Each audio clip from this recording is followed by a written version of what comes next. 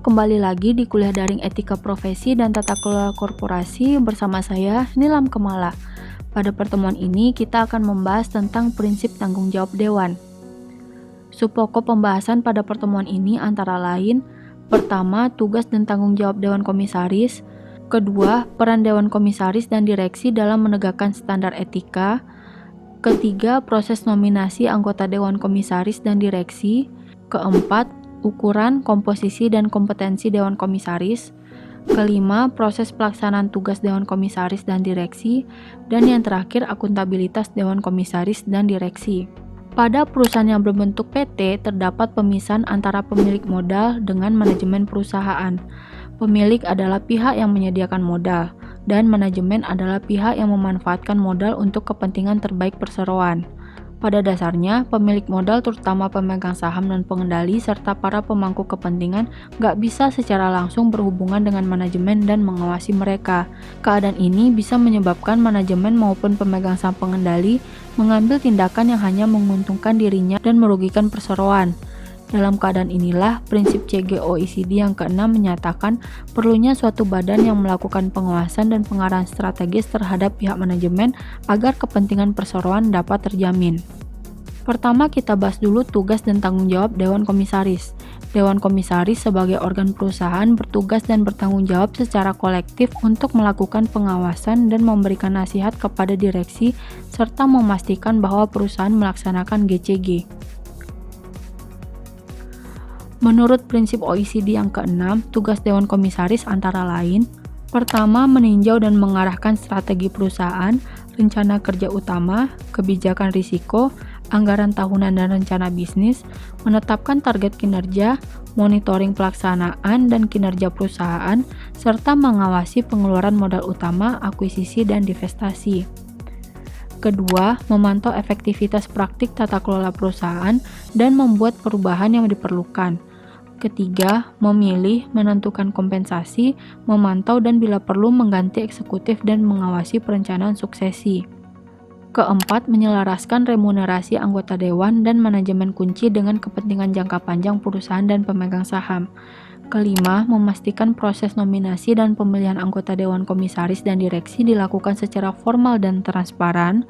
Yang keenam, memantau dan mengelola potensi benturan kepentingan dari manajemen, dewan dan pemegang saham termasuk penyalahgunaan aset perusahaan dan penyalahgunaan dalam transaksi dengan pihak terkait. Ketujuh, memastikan integritas dari sistem pelaporan akuntansi dan keuangan perusahaan termasuk audit independen dan sistem pengendalian yang tepat khususnya sistem manajemen risiko, keuangan dan pengendalian operasional dan kepatuhan terhadap hukum dan standar yang relevan. Kedelapan, mengawasi proses pengungkapan dan komunikasi. Berikutnya peran Dewan Komisaris dan Direksi dalam menegakkan standar etika.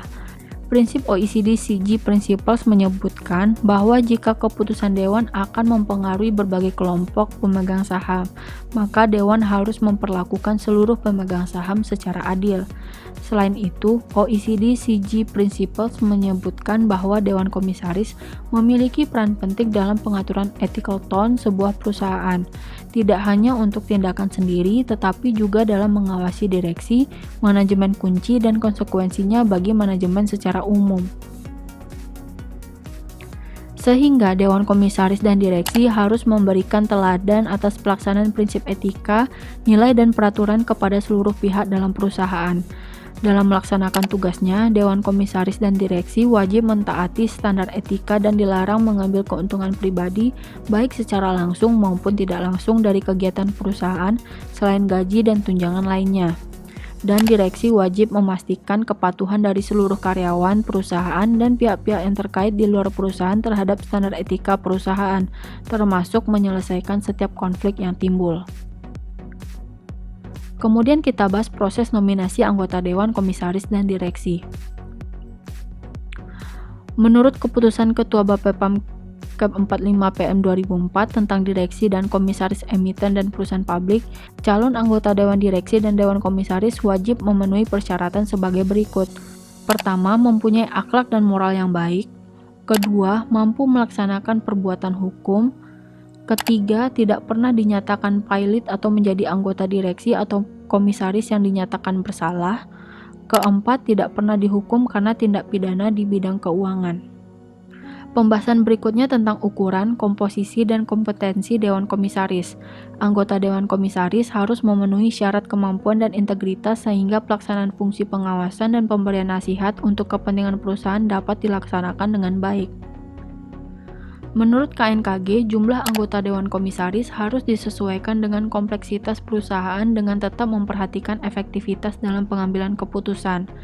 Dewan Komisaris bisa terdiri dari komisaris yang tidak berasal dari pihak terafiliasi yang dikenal sebagai komisaris independen dan komisaris yang terafiliasi. Yang dimaksud terafiliasi adalah pihak yang mempunyai hubungan bisnis dan kekeluargaan dengan pemegang saham pengendali, anggota direksi dan dewan komisaris lain, serta dengan perusahaan itu sendiri. Menurut ASEAN CG Scorecard, paling tidak ada satu komisaris harus memiliki pengalaman bekerja di industri yang sama. Menurut Peraturan Bank Indonesia Nomor 84 PBI 2006, jumlah anggota Dewan Komisaris paling sedikit 3 orang dan paling banyak jumlahnya sama dengan jumlah anggota direksi. Setiap penggantian dan atau pengangkatan anggota Dewan Komisaris kepada RUPS harus memperhatikan rekomendasi Komite Remunerasi dan Nominasi. Anggota Dewan Komisaris harus lulus Fit and Proper Test.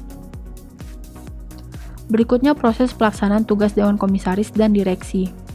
OECD CG Principles menyatakan bahwa dalam rangka untuk memenuhi tanggung jawab Dewan, anggota Dewan Komisaris harus memiliki akses ke informasi yang akurat, relevan, dan tepat waktu. Menurut KNKG, sesuai dengan visi, misi, dan nilai-nilai perusahaan, Dewan Komisaris dan Direksi perlu bersama-sama menyepakati hal-hal berikut ini. Pertama, rencana jangka panjang, strategi, rencana kerja, dan anggaran tahunan. Kedua, kebijakan dalam memastikan pemenuhan peraturan undang-undang dan anggaran dasar perusahaan, serta dalam menghindari segala bentuk benturan kepentingan. Ketiga, kebijakan dan metode penilaian perusahaan, unit dalam perusahaan dan personalianya. Keempat, struktur organisasi sampai satu tingkat di bawah direksi yang dapat mendukung tercapainya visi, misi, dan nilai-nilai perusahaan. Untuk memenuhi kepentingan perusahaan, Dewan Komisaris dapat memberikan sanksi kepada anggota direksi dalam bentuk pemberhentian sementara dengan ketentuan harus segera ditindaklanjuti dengan penyelenggaraan RUPS. Kalau misalnya posisi direksi kosong atau dalam keadaan tertentu, untuk sementara Dewan Komisaris dapat melaksanakan fungsi direksi. Kemudian, untuk melaksanakan fungsinya, Dewan Komisaris memiliki akses dan memperoleh informasi tentang perusahaan secara tepat waktu dan lengkap. Dan untuk melaksanakan tugasnya, Dewan Komisaris dapat membentuk komite. Pembahasan terakhir tentang akuntabilitas Dewan Komisaris dan Direksi. Akuntabilitas Dewan Komisaris dan Direksi dapat diklasifikasikan menjadi 3, yaitu: pertama, akuntabilitas kepada pemegang saham. Dewan Komisaris dan Direksi bertanggung jawab kepada pemegang saham untuk melindungi hak dan kepentingan pemegang saham. Kedua, akuntabilitas atas efektivitas operasi perusahaan. Dewan Komisaris bertanggung jawab atas pengawasan operasi perusahaan dan Direksi bertanggung jawab atas pelaksanaan operasi perusahaan. Ketiga, akuntabilitas untuk keterlibatan atas pengambilan keputusan strategis perusahaan untuk menjamin kinerja yang berkelanjutan. Dewan Komisaris mengawasi dan Direksi memastikan ketepatan dan kekuatan rencana strategis manajemen, keputusan, tindakan, dan kinerja untuk menjamin kinerja berkelanjutan. Nah, sekian dulu pembahasan kita untuk materi hari ini. Sampai jumpa minggu depan dengan topik yang berbeda. Bye-bye!